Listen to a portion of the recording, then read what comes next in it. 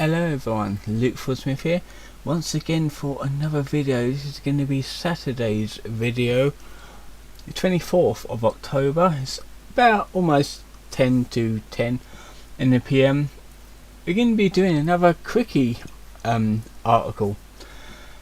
It's been a little while since I've done one of these last, but we're going to be reading up on Barbara Chandler, Chris Chandler's mother.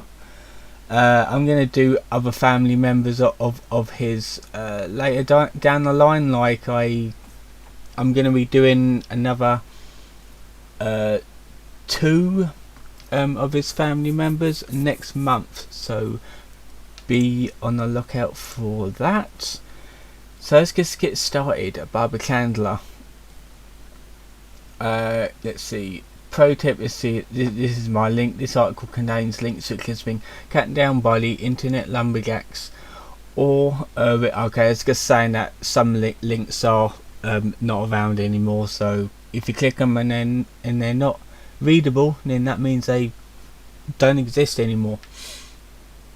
Pro tip: Barbara doesn't display signs of dementia. Her behaviour in the begging videos is exaggerated for sympathy and donations, and she still demonstrates I don't even know that word, off camera and in non-begging videos. I don't know, she does display the signs of dementia and Alzheimer's, but maybe she's putting it on for I really don't know. Someone her age wouldn't be able to put on an act for a video, I don't think. Okay, we've got some quotes here. I am close to my mother, but I would not advise but I would advise some space between you and your mother, and I recommend finding yourself a girlfriend or girlfriend/sweetheart to remain with in your later years of life. Mama's not going to be around forever. That was Chris giving advice to a Sonically fan. Got another quote: she threatened to kill me in an episode of Emotional Rage. That was Chris on Barb. Barbara was more of a guilty pleasure waifu. Chris role playing as Maggie Chan, demonstrating his optical complex. Okay, that was a weird quote. That was a creepy quote. Okay, Barbara Ann Weston Chandler, born on the 1st of October 1941. Okay, so she had her birthday, so happy birthday Barbara, happy belated birthday. Is a widow of Bob Chandler and the mother of Kristen Weston Chandler and Cole Smithy. We'll read up more on Bob and Cole Smithy on later videos. The sole recognition of her motherly quantities is the Mother of the Year 2000 award Chris has created for her. She has not won the award since. Makes sense. And we got a lot to go through here. Right, let's just start by reading this bio. Like, we've got pictures. I'm not going to bother clicking on the pictures because I want to get this done. Birth name: Barbara Ann Weston, also known as Barb, Blob, Blob, Snorlax, Sugar Darling, and I'm pretty sure Chris can close that for her. Date of birth on the 1st of October 1941, age 79, so I really thought she would be a bit older because she looks like in her 90s to me. Gender: female, nationality American, race white, spouse Ran Coleman Yeats, 1961 to 1963. Wait, did he die 2 years later, or did they part ways or something? I don't understand. I'm not going to get into it too much. Robert Franklin Chandler Jr., 1980 to 2011. Children: Cole Smithy, Kristen Weston Chandler. So she had 2 kids. Okay. Father: Joseph Otto Joe Weston, 1896 to 1955. Oh, he died when the first Disney park opened. Mother: Carrie Edna Wynn, 1911 to 1967. Oh, she didn't live long. Damn. That is a shame, really. That sounds like really young age, like 60s, early 70s or something. Occupation, office worker. Obviously retired. Okay, let's start off. Hopefully these will be short subjects. Early life. Barbara is the fifth child out of 8 of Joseph Otto Joe Weston, 1896 to 1955, and Carrie Edna Ryan, 1911 to 1967. They married in 1926 when Carrie was either 14 or 15 years old and Joseph was 29 and 30.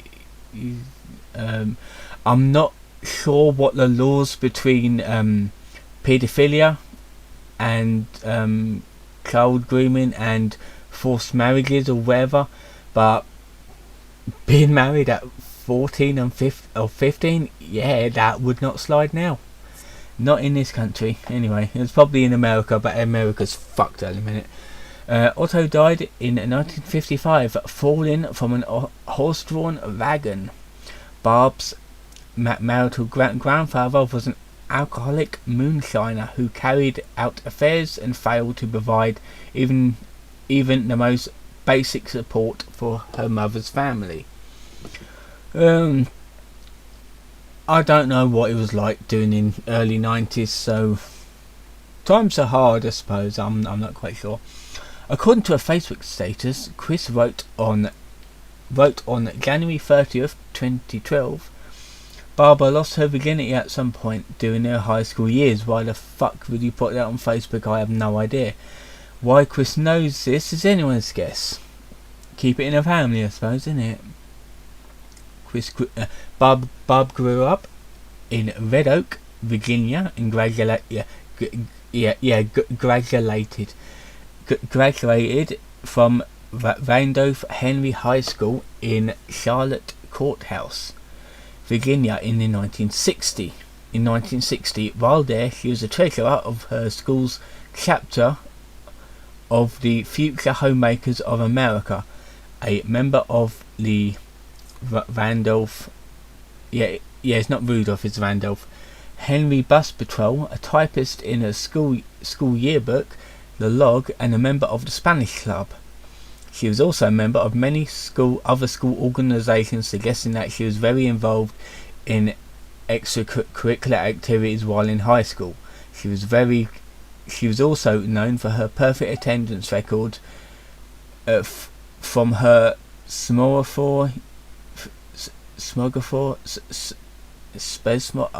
these words, I swear they make them up as they go along, through her senior years in high school. Okay, so I think she was a bit popular and well known in her school years. According to a senior yearbook, her nickname at high school was Bobcat, possibly due to her figure. Chris stated in a leaked video that he and his mother were not liked by the members of the Weston family who had outlived Aunt Karina. And it's not clear whenever Chris meant to say that after Karina's death. Or was that a spider? No, I thought there was a spider on my wall. It scared me. Death, all of the Westons started hating him and his mother, or alternately, that by the time of Karina's death, no Weston other than her had a Karina relationship with Chris and Barb, regardless of how this statement should be interpreted. It also appears that Barbara's relationship with the rest of her extended family is strained. Well, to be fair, Chris and Barb are isolated in that house, and now Bob died in 2011. And also Cole Smithy is nowhere to be seen in the family. I'm pretty sure that they're basically in it on their own now.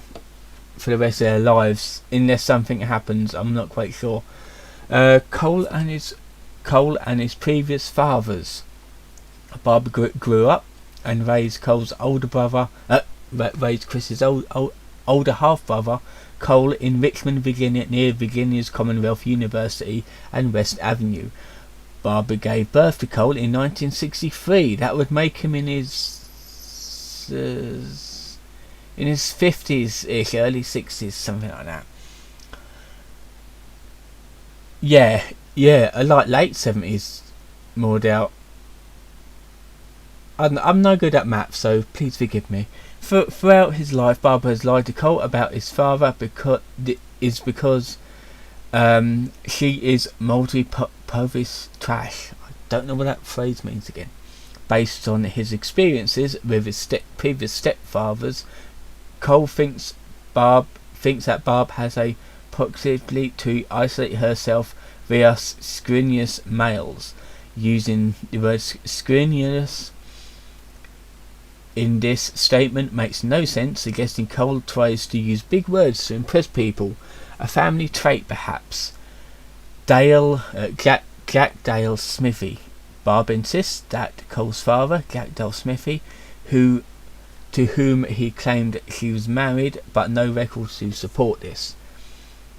In 1995, Chris's I keep saying Chris, I need to stop saying that. Cole's friend, syndicated cartoonist Ted Val, to make an internet post questioning the whereabouts of Jack Dale Smithy. According to the post, Smithy lived in Richmond in 1963.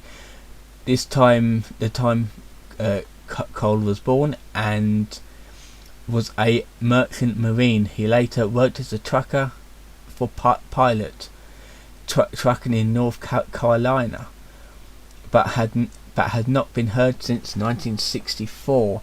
Cole eventually hired a private detective or private investigator, I'm pretty sure they're the same thing, who tracked down Jack Smithy in Scottsdale, Florida. Van Coleman Yates, or Yeats. I'm just going to say Yates because it sounds better. According to records found by Cole after making a trip back to Richmond, shows Barb married one Van Coleman Yates in 1961.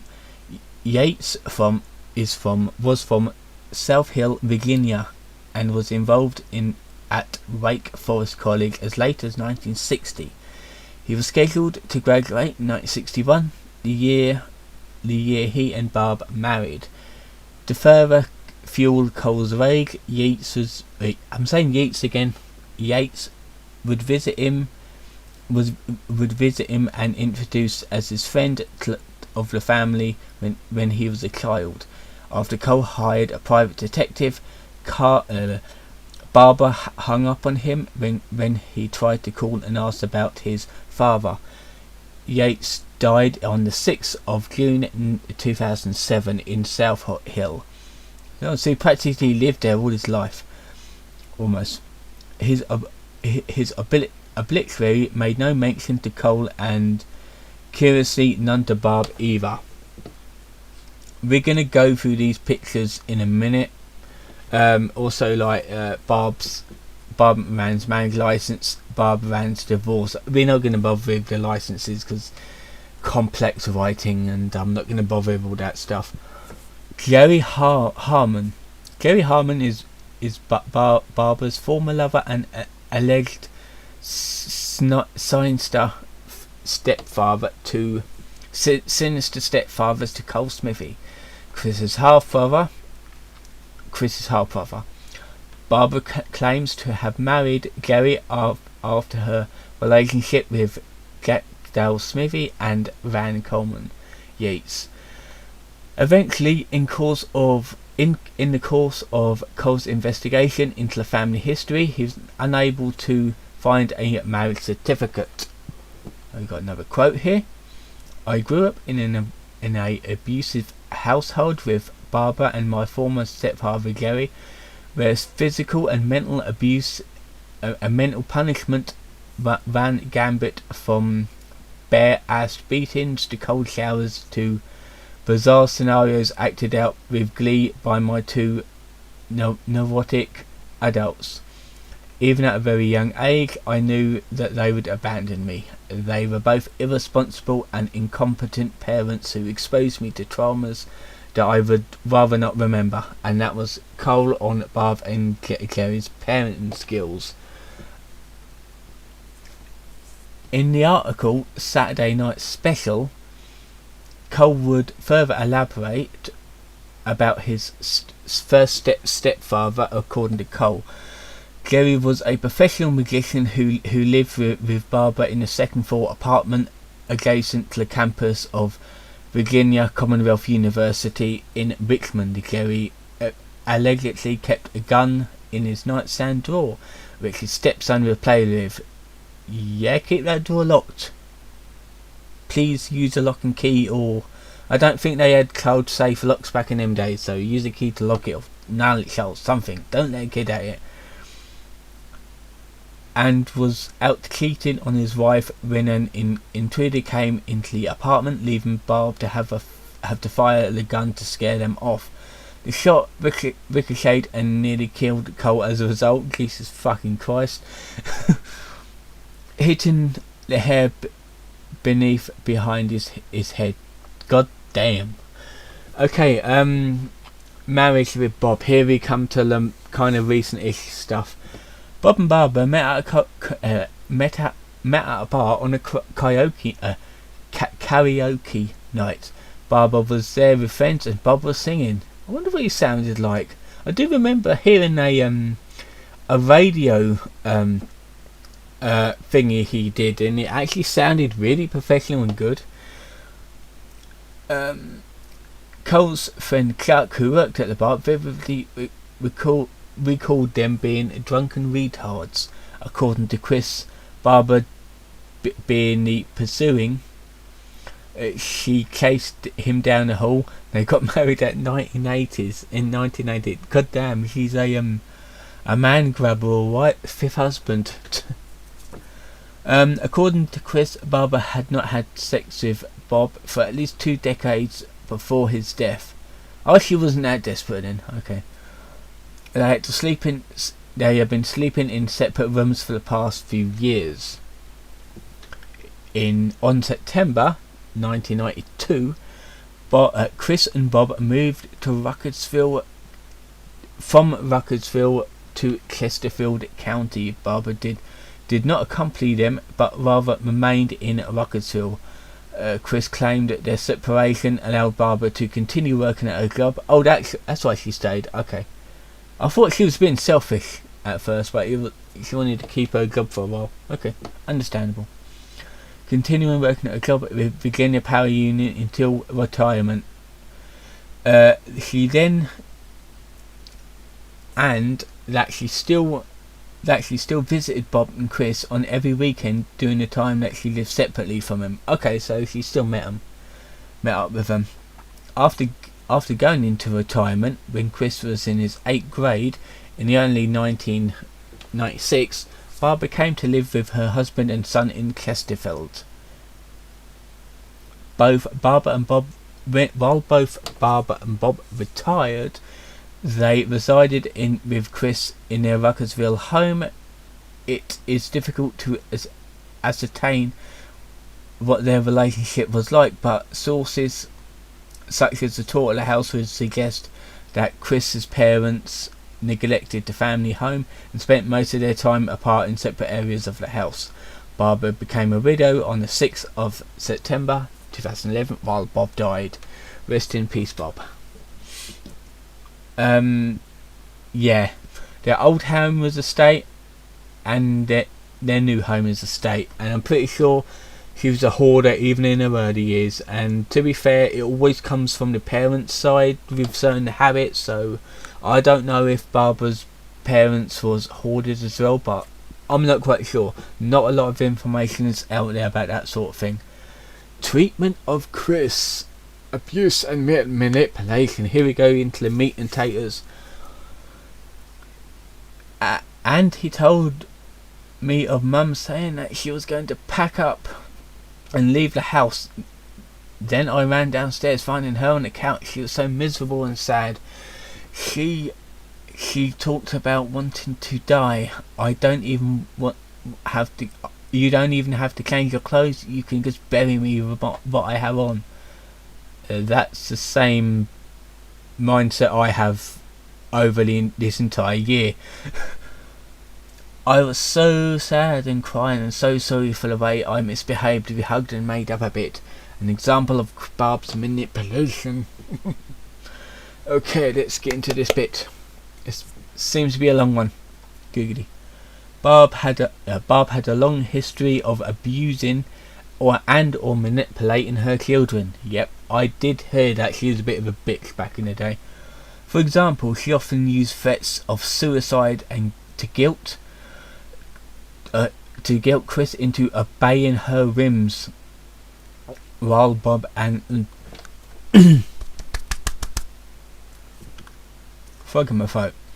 While Bob and Chris once tried to discuss cleaning the hoard to Barbara, she was responded by threatening suicide. She also threatened suicide to her family during the Ivy saga, supposedly as a response to the stress she was going through. Yeah, you need help. You need to ask for help. In an episode from 2011 where Chris failed to book himself a hotel room for Magfest due to being broke, she planned to sleep in his car. Barb prevented him from going out, pointing to the crime list and chilly temperatures, threatening to lock him out of the house. To lock him out of the house, claiming that she would pack up and leave, and later told him she wanted to die. After Chris folded and went to his room to cry about it, because Chris being Chris, she gave him a half payment of a copy of DC Universe Online to make up for him not going out. Okay. Really? Later that year, after Chris became a tomgirl, Barb tried to stop him from wearing dresses and makeup by telling him she feared that he would kill her, and then she ordered him to sit down and cut his hair. Yeah, to be fair, I think almost everyone's basically saying that Chris is gonna snap and end up ending Barb's life or something, but that's not like set in stone. We're not quite sure what's going to happen, but Chris's mental state, I don't think he's very stable at the minute. Let's see. It also appears that Chris's diet. The dogs are barking outside, so they might pick up on the mic. It also appears that Chris's diet is not a concern for Barb. The night after the Chandler family moved back to Rockersville, Chris and Barb refused spaghetti dinner. Bob and Chris, not Chris and Barb, refused a spaghetti dinner offered by Barb. As a response, Barbara tried to forgo cooking for her family, and it had not made a meal since. That's why they're on like McDonald's and fast food and all that artery clogging shit what they're on today. In addition, Barb used the spectre of old age for her own gain by manipulating Chris into thinking that she'll have a heart attack. The tactic has been used so often that Chris will panic and call 911 if Barb does not answer the phone when he calls to check up on her when he's out of the house. When Barb and Chris were both arrested for assault and battery, Chris was extremely worried for her health, saying in an email, here we go, we get to the emails. My mother fought the police in my defense. She was then handcuffed and I was emotionally distraught. I screamed and screamed and screamed until an ambulance came for my mother to take her to a UVA hospital. She was okay, but her blood pressure was high. Well, that tends to happen if you're having a fight. I pray a lot to Jesus for my release and safe return home with my mother, and I banged the cell door with both my feet whilst laying on a folded mattress on the floor to get those bastards to let me out and talk to my mother. Yet that will not work. You have to be patient. It was your own fault for assaulting people. After seeing my mother in her suit past my second cell, I did start to calm down. I was really worried about my mother and her health. She needed me and I needed her. Let's see, the man in the pickle suit summed up Chris's relationship with Barb. And this is the green bit. Well, I don't think they talk very much. However, no, Chris is Barb's hand servant. She screams for him to come, for him, and he comes running. She has to change the newspaper the dog shit on, and has him run errands for her to bring her stuff. She even used to give him a haul of good. Let me read it again. And she used to have him haul her Goodwill crap to the car, and from the car to the house. I think Barb's yelling has got much less frequent nowadays, obviously, because she's pretty frail now. It seems that she's pretty feeble nowadays. Chris is just as scared of Barb as he used to be, though. I don't think he realizes how much power he has over Barb nowadays. They're really physically affectionate in a strange way. Chris is pretty much touchy-feely with women because of habits he learnt by spending time with Barb. And then we've got a normal bit now. After Bob died, Barb's abuse of Chris escalated. She treated him as a slave, and forced him to be called upon at all times. Around 2013, she forced Chris to move out of his bedroom, especially so she could bark orders at him more frequently by throwing a tantrum and wrecking his possessions. Damn, she was an evil bitch. This is more from the pickle man. I think the green bit is the pickle man. A few months to a year before the fire, Chris stopped being permitted to sleep separately from Barb. In his bedroom, where he slept closer to Barb because she needed to be able to yell at him to go to She's and buy her crap. He wasn't able to hear her up to his bedroom. He kind of tried to resist at first, but then she got super pissed and threw a tantrum. She wrecked his room and flipped everything over because she was trying to sleep on her home. Yeah, that is not normal. She needs help as well. Financial exploitation. Got that word right. Got some quotes here. She is also being very annoying. Christine, let's put this random good item on eBay. I really need that money for not only my bill payments, but also I need more food. I'm greedy too.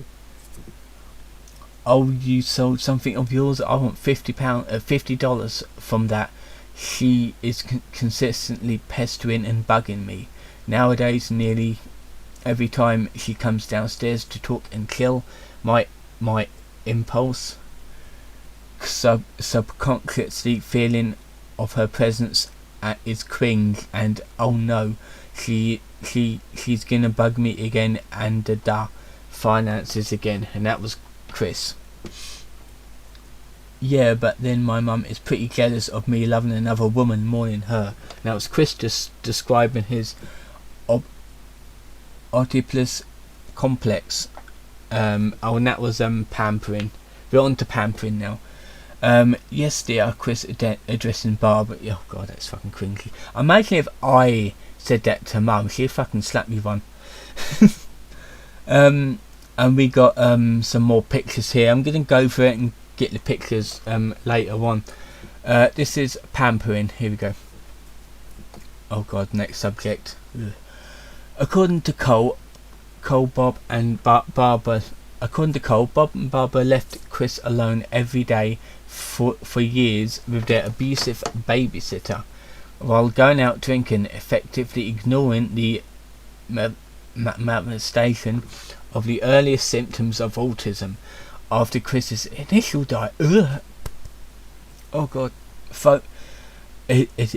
initial diagnosis with their negligence after that negligence was inevitably thrown back in their face, Barbara resorted to any means necessary to coax Chris into talking, most notoriously by bribing him with toys. Yet, back in them days, autism wasn't that well known, so I'm not quite sure how they dealt with it back in them days. They probably locked him in a dark room.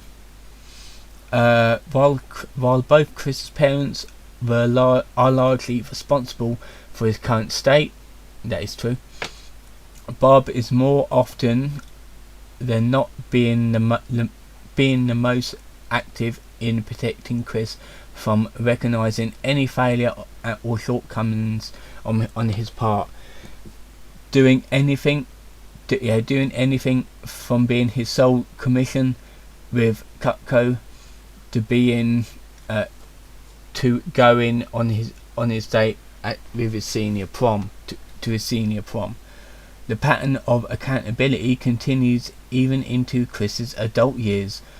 On at least 2 occasions, most notably after he was banned permanently, Barbara visited the game place attempting to protect and defend her little snowflake and argue his case with Michael Schneider, with no avail.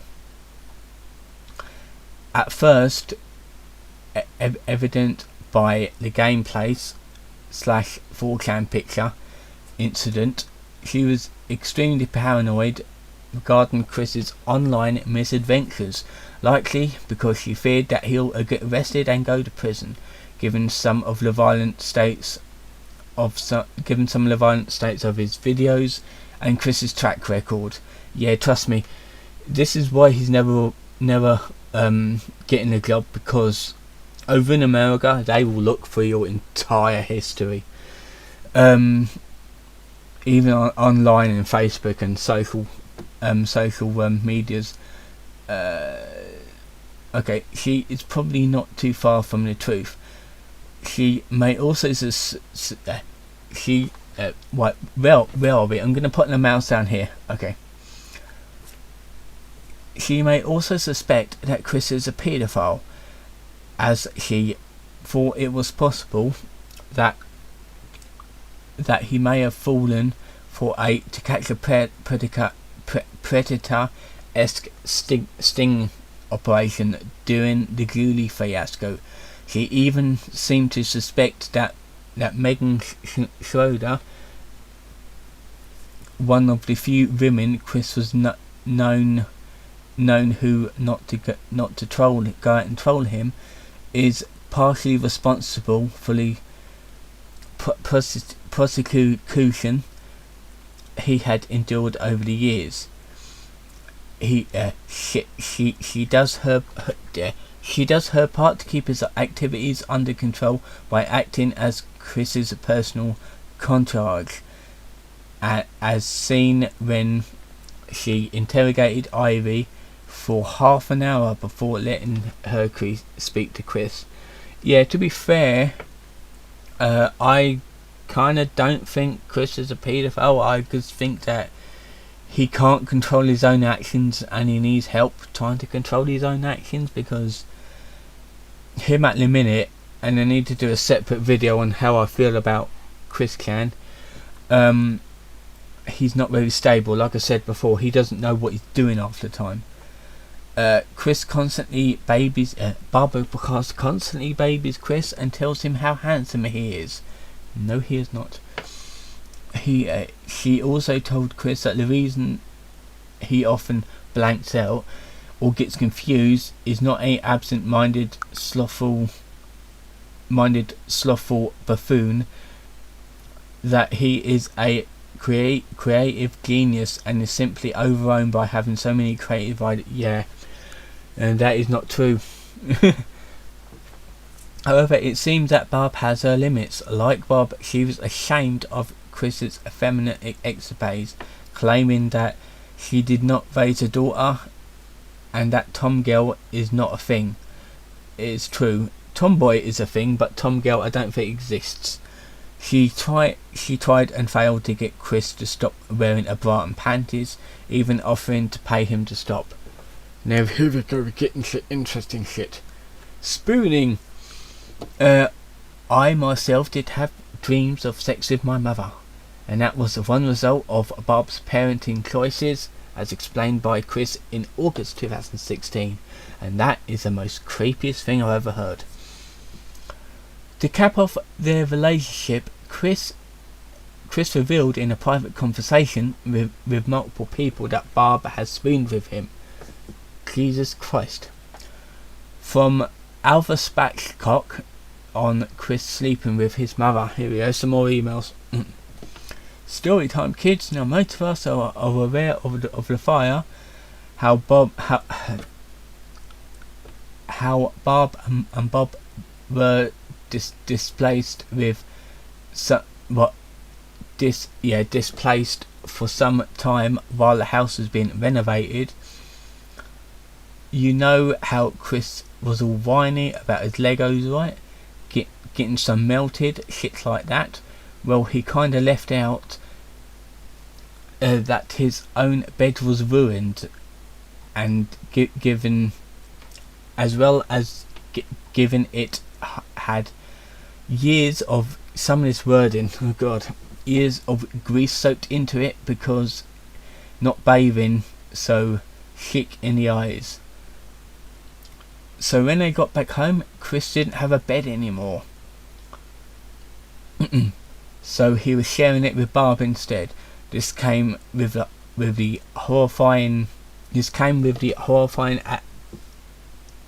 addendum that Barb wanted to spoon with him. I don't know if I don't know if he was little spoon or big spoon, but I know she was unimpressed, and one night just unloaded on him angrily enough that Chris decided to go to his own bed with his own money. To get his own bed with his own money.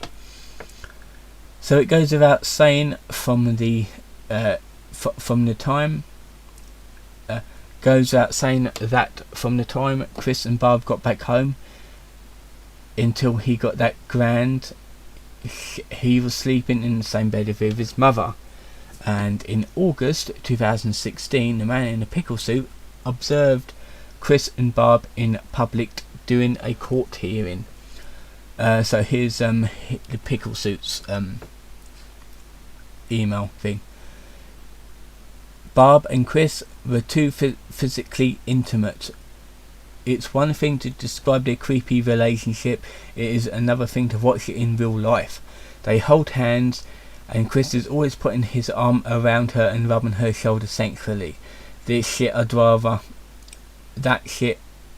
I'd do to someone I'd want to bang, not a family member. It is weird. And we got a quote here. I am not a Bates. Oh my god. And that's Chris in denial. Okay, we got another short bit before we get into the next section. But first, let me just check my thing. Jesus Christ, almost 40 minutes. Chris's Barb's habit with cuddling Chris has been going on since Bob was alive. Yeah. And she knew of it, but due to Barb's manipulation, he was unable to stop her. In August 2016, Chris admitted to having incestuous fantasies with Barb, promoting further analysis of their uncomfortably intimate relationship. Chris sometimes refers to her as dear or darling. That is creepy. And he usually does for would-be sweethearts. That as he usually does for would-be sweethearts. In April 2018, Twitch stream, he did Twitch. When Chris got his mother to reluctantly say, "Turn me loose, you silly goose," after hugging him, he commented that she used to do that thing more fluently. I do remember seeing a clip of that. That was weird. Okay, here we go. On to health problems, mental health. This is gonna be a 90 week. It's like 3 paragraphs. Barb is understood to be the most highly unstable woman. To be a highly unstable woman. And worryingly, many of her behaviours can be observed in Chris. Many believe that her to be selfish and extremely narcissist, something like that, on account of her baseless belief that she is descended from tutor high nobility, and the pathological manner that which she lies and assigns blame to others, even in instances where the fault clearly lies in her. All of these traits shared by Chris and Barb apparent encouragement. Additionally, some aspects of her relationship with Chris are consistent with narcissistic motherhood, which is a fascinating but complex topic too lengthy to be discussed in detail here. Although Chris seems to be her golden child, she does not shy from mistreating him if he displeases her. This can be seen in an email to Jackie in 2011. Chris claimed his mother flew into a fit of rage over his Tom girl indications, forcing him to submit to a haircut and threatening him to kill him. Yeah, that's an arrestable offence right there. Aside from her narcissism, Barb is also infamous to Christorians for her hoarding. Chris labelled her as a pack rat, and on more than one occasion has indicated his displeasure at her hoarding and the constant state of their house. Although neither he nor Bob are known to have ever seriously challenged it, Barb constantly hoards her purchases, particularly from Goodwill, which by 2009 has rendered the living room uninhabitable. When Bob was admitted to the hospital for the final time, he was quarantined for bug bites, obscenely due to the conditions of the Chandler household. The situation did not improve after Bob's passing either.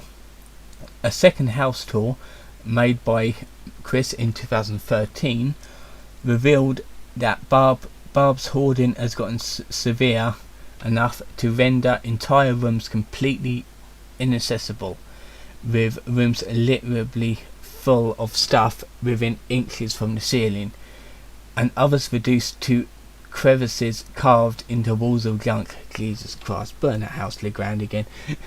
Actually, that was before the fire, I believe. Yeah, 2013, before the fire. Barb's hoarding was predicted by many to lead to disaster, and finally did on the 10th of January 2014, when Chris's house started a fire in the morning, while Chris started a house fire in the morning while trying to brew coffee in the bathroom. And if you're gonna say, how do you get electricity in the bathroom? There's no plug sockets there. He had a ton of power leads going from like the living room or something, and led it up to the bathroom to brew coffee in the bathroom for some reason. I don't know why he would brew coffee in the bathroom, but apparently he did. Because the kitchen has been among the rooms blocked up by Barb's junk, naturally Barb's hoard provided ample kindling for the fire, and the house burned, and the house was severely damaged before the fire could be contained. In fact, given the state of the house in the second house tour, it's surprising that Chris and Barb were able to escape. Unsurprisingly, however, the fact that one of the Chandler's amazing cats died in a blaze, one of the firefighters sent to the scene, also suffered unsuspected injuries. And to be fair, if I was that firefighter, I would have sued Chris and Barb. Because, yeah, if you're injuring yourself on the job, you can just sue the people who like messed up their house and tried to fucking murder you. In fact, not murder, he probably like slipped and fell underneath a load of junk, knowing Chris. While the Chandlers relocated pending repairs to their home, Barb's stuff went into storage. When the repairs were complete a year later, Barb had moved all of it back to 14 Branksome Court and is not known to have disposed of any of it, even though by all accounts most of what she and Chris were able to salvage is either fire, smoke or water damage, even rendering it completely useless. This was confirmed in April 2017 when Chris mentioned the laundry room contained a mountain pile of 20 to 40 bags of dirty, damaged clothing which has not been washed since the fire occurred. Take it to the dump and burn it or scrap it. I don't know. Why would you keep that? Why would you keep it? Getting on to weight now. Bit of a shorter bit now. Like Chris, Barb has previously been obese around 20 years ago, but Barbara was reasonably slim, but along with Chris, ballooned out as the 2000s evolved along, to the point of resembling an American Rose West. Her massive side earned her the affectionate nickname Snorlax from the trolls. Barb's size may have led to her sleeping a lot and usually skipping church. However, according to eyewitness reports, Barbara lost weight in 2012. Her weight loss is visible in the photos Chris took of her at a 2012 Mythbusters tour stop in Washington DC. Have I seen that picture? I don't think I have. This was continued into her old age while she was attending Chris's court hearings throughout 2015. Custodians in attendance inevitably noticed that although she had lost some weight, she also appeared to have low muscle mass, probably due to her sedentary lifestyle. In particular, at his last court hearing, he noted that Barb appeared to be growing increasingly frail and possibly senile, as she did not present as very responsive and appeared much more submissive to Chris than she has otherwise known to be. Chris also reported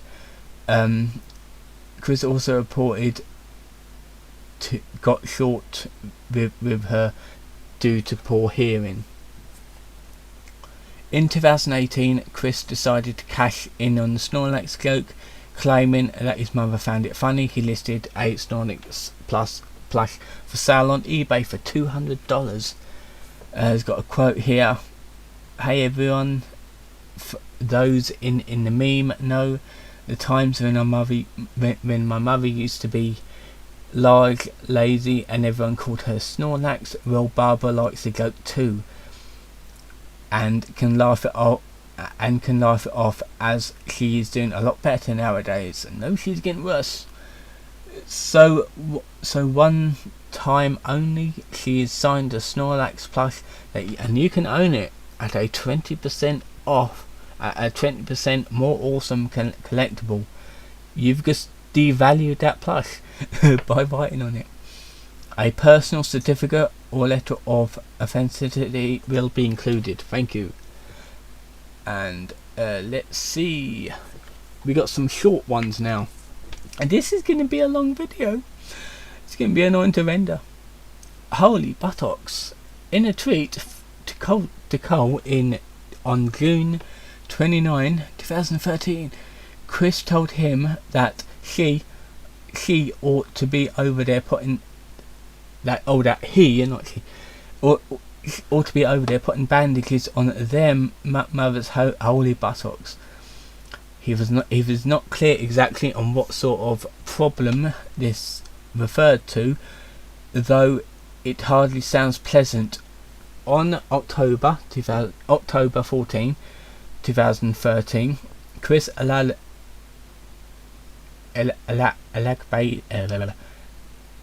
a Facebook post stating, "My mother stresses me out with her continuous rants and her damn miniature scaby flies. What? Her suffering and the low finances and shit. Conscience was the that the so-called holy buttocks, in fact, legions, oh God, is now believed that Barb currently has a colony of parasitic mites rather than flies that has burrowed into her posterior. Naturally, while Barb was being eaten alive by parasites other than Chris, her Chris whines about having to take care of her. Yeah, you need to seek treatment for that. And if that's been happening since 2013, I don't know how she's still alive with that. I mean, seriously, that's killing her. Denial. On August 2014, Chris begged for money on Facebook, supposedly to pay denial fees. Dental. Dental. He also claimed that his mother had cavities in her teeth which needed treatment. In July 2016, Barb herself begged for money. Chris and Barb restarted the begging. Restarted his begging for dental fees for Barb in early 2018, and we got a section called Other. In 2009, October 2009, Barbara spent her birthday at the hospital where the Chandlers thought food poisoning. Chris was diagnosed with colitis, a gastrointestinal disease characterized by the inflammation of the colon. It manifests in diarrhea and cramps. Which kind of colitis has yet to be determined. It seemed that the Chandler family diet has finally come to affect her. In order to survive this, she'll have to change her eating habits. Considering their stubbornness, this will clearly end badly. Yeah, if you don't change your diet, it's going to keep happening, I'm afraid. Hearing the plight of the Chandler family, fans of CWCki created... I keep spitting on my screen. It's gross. Where is it? Created a website. Barbara Chandler had AIDS. Jesus Christ. To spread an awareness regarding AIDS and to collect donations for research foundations and charities. Chris himself denied the rumour.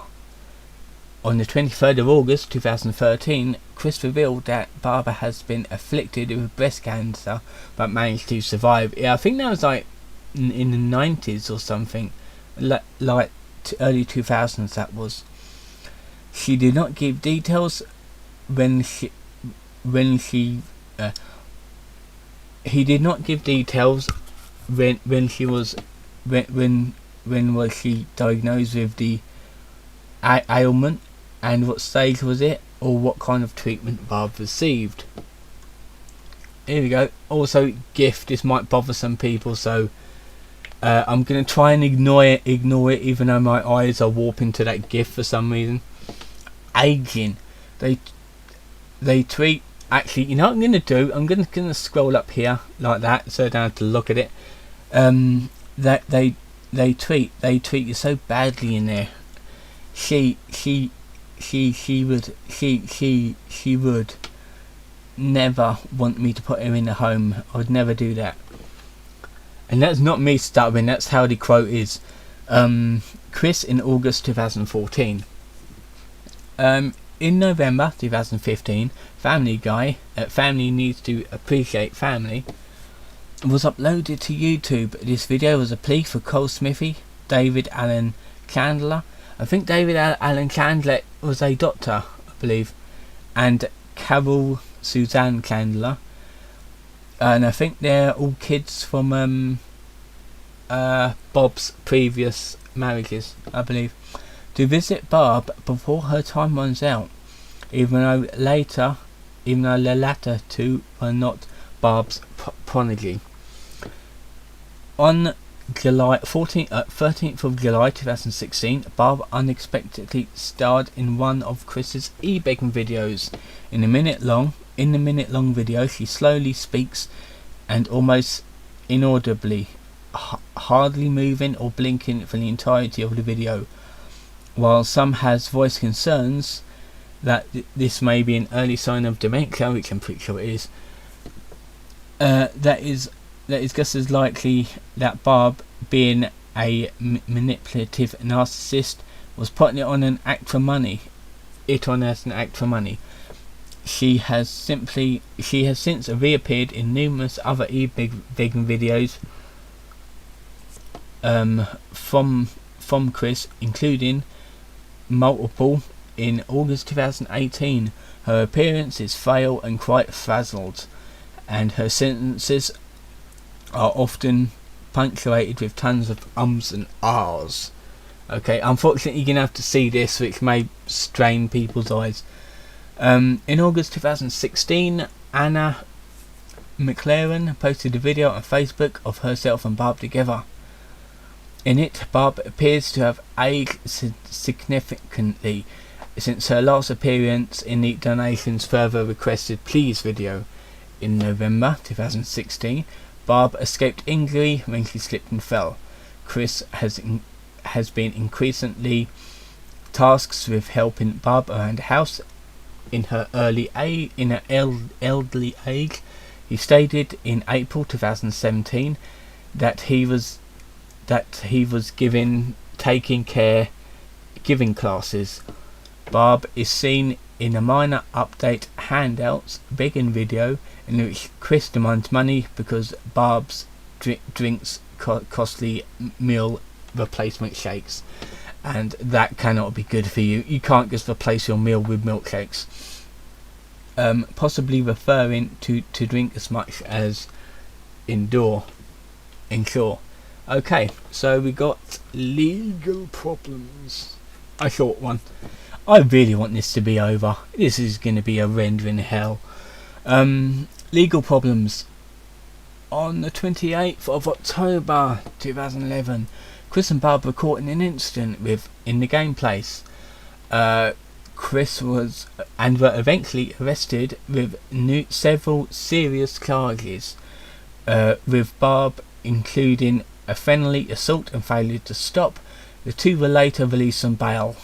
After a succession of court hearings, Barb, along with her son, was arraigned on her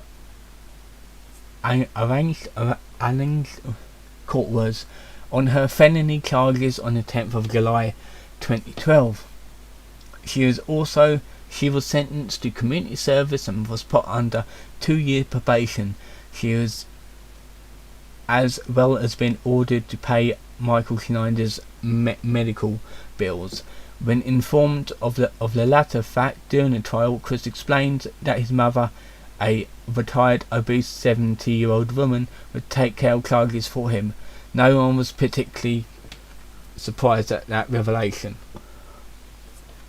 Financial problems. In 2016, Barb was sued by a Discover Bank in Norfolk for not paying debts, and that was an American Norfolk, not UK Norfolk, obviously. I don't think they ever been out of the country, to be fair.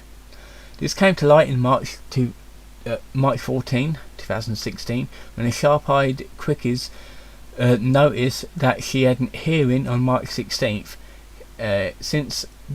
Since grave neglect of her debt was likely cause to be taken to court, it was widely assumed that she would ignore the summons too. Instead, once the court records were updated, many of them was surprised to see that not only had Barb attended, but she had represented herself, something that you should never do. You should always get a solicitor or a lawyer. They're the same thing. Solicitors are UK, and lawyers is what the Americans call solicitors. You should always have like a solicitor to represent you in the court of law, always. To even a quantity unsurprisingly, this bold move failed to pay off, and Barb was sentenced to pay $4,700. I'm not saying the correct amount because it's going to take long. 5 months later, Barb was sued again, this time by Capital One for the same reason. The court hearing in September resulted in a default judgment against Barb, meaning that she did not bother attending. She owes Capital One $15,900. Jesus Christ, all that debt, seriously. Never take out a credit card. Never take out a credit card, and never take out a loan unless it's like really urgent. You should never have to take out a loan unless it's like very much needed. Unless you're at your wit's end and you can't afford shit. Her out of control debt was a catalyst for the financial crisis of 2016. In June through July of that year, Barb appeared in 3 videos. Donations required, serious, please help. Donations requested, please. Donations further requested, please. Yeah, you would not raise all that money. It's like almost 20 grand. You'd never raise that with donations. In the videos, she and Chris begged for donations, claiming to need the money for her asthma medication and dental work. Although they received a combined amount of $2,500 per month from the government, their costly hoards were clearly visible behind them. There we are. Okay, I just read the quote marks wrong. See the appearance section for more appearances by Barb. She failed to take accountability for ruining the family's finances, trying to pin the blame on Chris, even though her known debt was over $20,000, is much larger than Chris's. She and Chris had an inheritance of Bob's worth tens of thousands of dollars when he passed away, but Bob previously spent it on Bob's Bell in their attempt to gain exoneration on the assault and battery charges.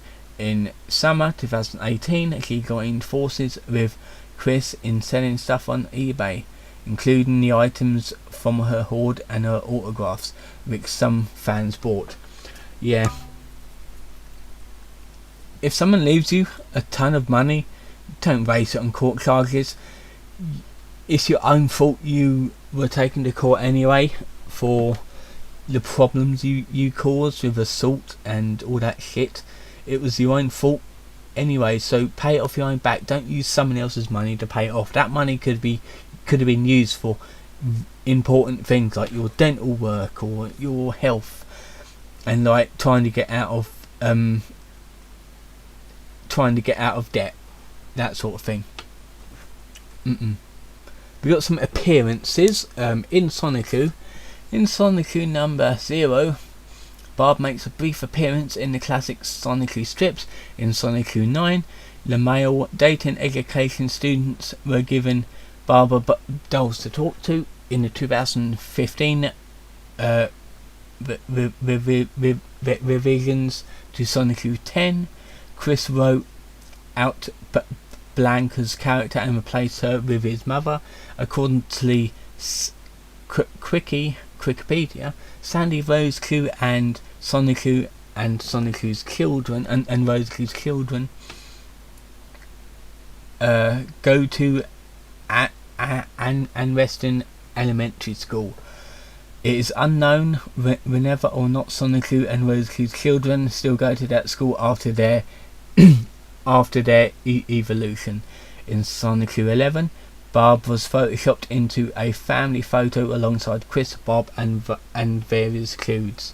In Sonic-Ku 12, Barb was in a set of pages that is a cross between Chris writing an autograph account of himself coming out as a Tom girl to his parents and a tribute to his late father.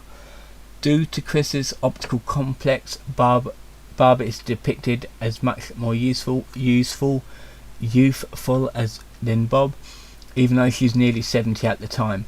She expresses surprise at her son's announcement on being trans and of being trans. Chris states that he was hesitant for a long while, but got used to my subtle and more changes. The drastic understatement, as the real life Barb tried to stop his Tom girl lifestyle in ways of including suicide threats, guilt trips, by claiming that she was worried that Chris would kill her, paying him to stop cross-dressing, and even ordering him to submit to a haircut. Her attitude towards him cooled. It was only out of reconciliation rather than acceptance. Evidence of this is when she became angry with him after finding out that he had successfully changed names in 2016. In August 2017, so I'm going to sneeze a minute, Chris unveiled a drawing of the Chandler family depicted as My Little Pony characters, saying that they make further appearances in Sonic-Ku 12-9. To be fair, this video is going on for way too long. I'm probably not going to include the photos of it. Let's go to the quick and type in Barbara Chandler. You'll soon see it. As toys, yeah, we've got some toys here. You can see it on the video, to be fair. Come on now. This video has been going on for like over an hour. I'm not making you wait for such longer than this. As audio, private Skype chat with Sarah May, 4th of February 2009, Mumble 2, Barbara denies singing while vacuuming Chris's room. 17th of February 2009, Blue Spike PSN Cat 2, Barbara talks to Chris, but when Julie wants to talk to her, Barbara says she isn't able to talk to anyone right now. March 2009, Barbara takes over the phone call from Chris when Clyde calls after the date with Emily. Casey called 15. Chris keeps Casey on the phone for nearly 14 minutes while Barb talks about the value of humanity, her poor health, and the relationship with Bob, among other things. On November 2009, Casey and the Liquid call.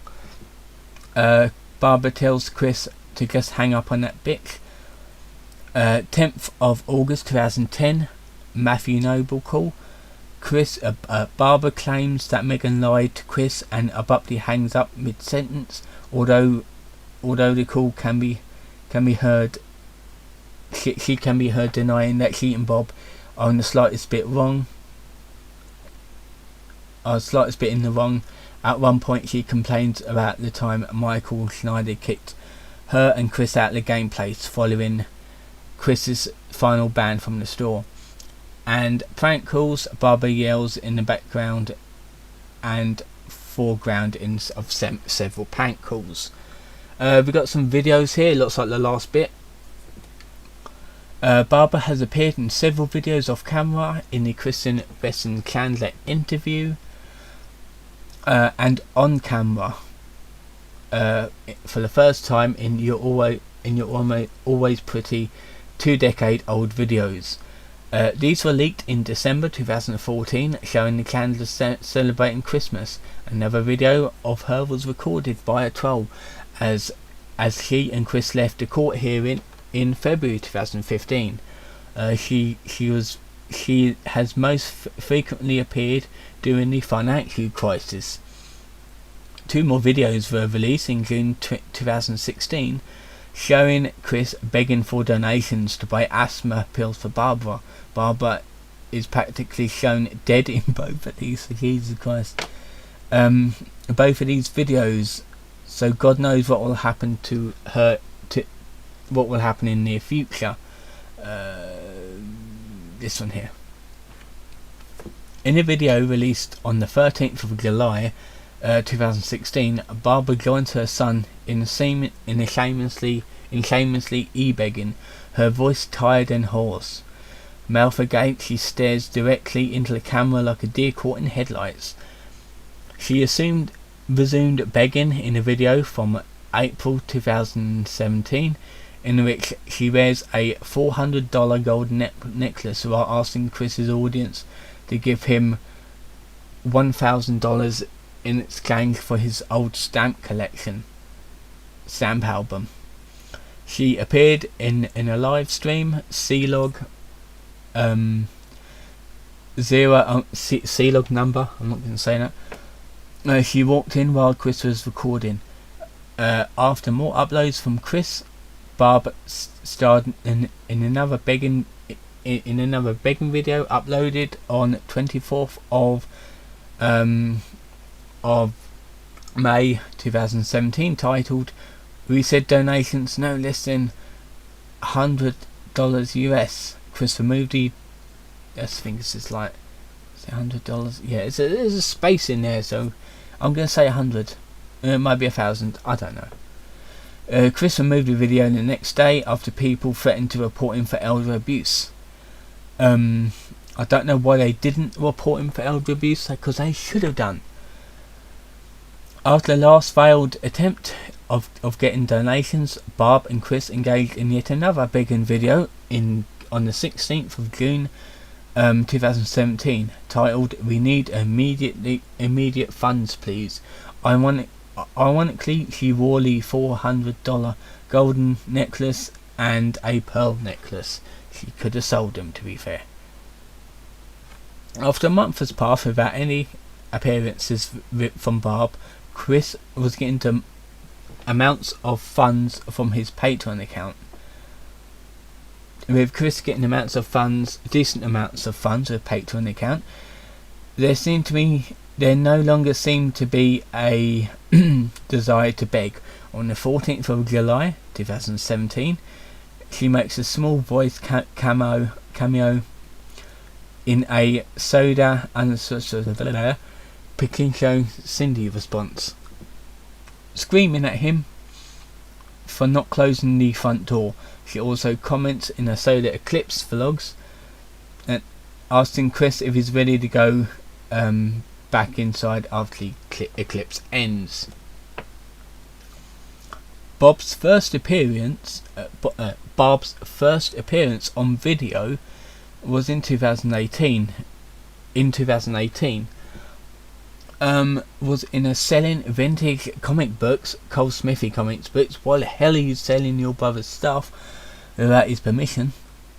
She appeared in a couple of weeks later in Our Signatures to demonstrate that her signature, a key selling point of the comic sales, was real. On the 9th of April, Barb appeared for the seventh time during the financial crisis to beg in buy our things off eBay and help us please. In 16th of April, a bizarre video of a few seconds of Barb standing in the doorway was posted to the Quickie Club on the 17th. She appeared as a guest on Chris's Twitch stream.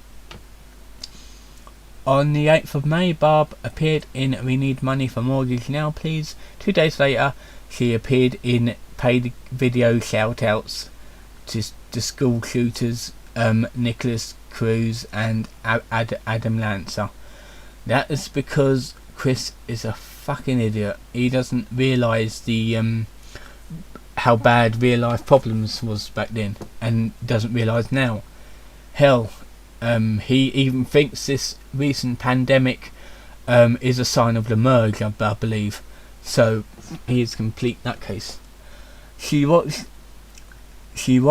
Chris spray paint his shoes and his bedroom carpet in shoe colouring, sitting in the same room with poor ventilation. She probably contracted a lung problem due to that. In summer 2018, she appeared in multiple videos to promote her partnership with Chris's eBay business. My mother worked hard and spent hard, needs money now. Barbara Chandler will be making autograph photos and posters and Barbara's blankets.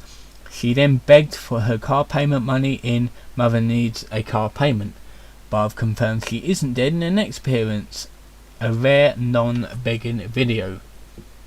Chris, supposedly possessed by Sonichu, in quote marks it should be, got Barb to appear on camera watching TF2 Analysis Anarchy Red vs Blue Part 3 on the 12th of June 2020. I don't think that was a recent one.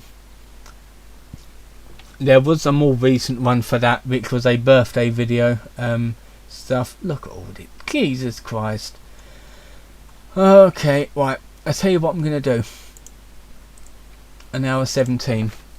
Right. I'm going to do this. Control. There. 1, 2, 3. Now I go down here. Okay, look at these little pictures. First one is of Barb's 8th grade or pre-freshman photo. And then Barb's freshman photo from high school. And then we got Barb's senior prom photo from high school. So it's very similar from that. Obviously a black and white, because they're like taken from like black and white times. Chris's family tree up to his great grandparents. Barbara with baby Chris on how full of hope and promise. Actually, let me have a look at that. I'll keep it loaded. Talk you little idiot. We'll keep that up. I'm just gonna look up the interesting ones here. So this is when the Simpsons went downhill. Also you got I'll open a few up because they'll come up. That's right. Chris and Barb and Bob there. Barbara's retirement party from Secretarial Services at Virginia Power 1996. Let's get that up. Her 55th birthday. Let's get that up as well. Crack my knuckles. Let's get that up. I know I'm bringing some up, but I'm gonna do it quick. Don't worry. Nothing since the 80s. Then a woman in a power suit and a lady's tie. Let's get up that as well. Barb with Aunt Karina, Uncle Tom, and Aunt Harriet. Let's bring that up and let's bring that up here. The King has left the building when she started. The King left the building when he started to notice the foul smell of the Chandler house. Poor Barb. Chris put Sonichu on her birthday cake. Let me have a look at that as well. Also, yeah, I'm gonna have a look at that one as well. I'm not, like I said, I'm gonna select a few of them. It was originally believed that this image was from Chris's graduation. Turns out it's from his senior prom, where he took his mother as a date. Why? Barb talking to Tiffany, one of Chris's girl pals at the prom. Keep that up. It'll definitely keep that up. And that Barb evolved into Snorlax. Barb is always pretty. Barb in 2012 having devolved from Snorlax to a Munchlax. Keep that up. Barb with Snoopy. due in 2016. That'll be a one there. With Anna presumably in August 2016. Okay, I don't think I've seen that one yet. Barb with Chris. Barb is interrupting Chris is doing a live YouTube stream. Let me get that up. You got the signature on. I'm not bothered with that. Barb with autograph photo of herself. Barb doing Chris's 37th birthday. Let me get that up as well. August 2019. Barb in November 2019, and Barb doing a live stream in June 2020. Actually, you know what? I'm just going to do this, and I'm just going to flick that down there like that. So we're going to have a look at them all. Okay, this is with Barb and Chris. Looks pretty normal, to be fair. Looks happy. Another one. Both look happy. Looks alright. Pretty normal. Again, you can start to see some problems there. She's not smiling as much. And there's another one right there. Family bonding, Simpsons. That shirt is now tainted. This is Barb and Bob. This is a iconic photograph of them looking happy. Hello, happy couple. This is of the thing. Right there, opening up the necklace. Looks pretty nice. Retirement party. 55th birthday, I believe. Yep. Got a balloon there. I like that. That's nice. Okay, and this was of Crowd Money Clarkson background. There you go. Is that one there? This was something. I kind of forgot what this was. Barbara in green. There we are. Right there. We have a family portrait, family picture. Jesus Christ, it's like the monsters. We've got another one here. We got the 60th birthday cake. We got her with the Sonic plush. I think this was back in the day where he like won the contest or something. I'm not sure. Her stuff in her face. Talking to a gal pal. I don't think I've seen that picture before. Okay, the Snorlax one. This is another iconic one where she started to lose itself. A blurry one. This is of the McDonald's. This was like zoomed in a bit because it was like a picture of them both. Another one. She looks like a corpse in this one. This is when she started changing for the worst. This is with Barbara and Anne. I've never seen this one before. Yes. Okay, let's do that. And a live stream fail. It looks like Michael Myers coming from behind the door to snipe someone. This is from Chris's 50. Yeah, I don't think he'll live that long. 37th birthday. Right there. Look at the drawn on eyebrows. And here we have a before photo. And whoa, what happened here? Jesus Christ, calm down. There we go. Before, before, after. Jesus Christ. Yeah. Okay, I'm gonna leave it on the screen. I'm gonna wrap it up because almost an hour and a half I've spent on this. My voice is almost knackered. I'm going to render it tonight, but I'm going to upload it tomorrow. So change of schedule. I'm going to make a video that I was going to make tomorrow, but I'll post that today because it'll be a short one. But such a lengthy video. This video is going up tomorrow on a Sunday. So until then, see you guys.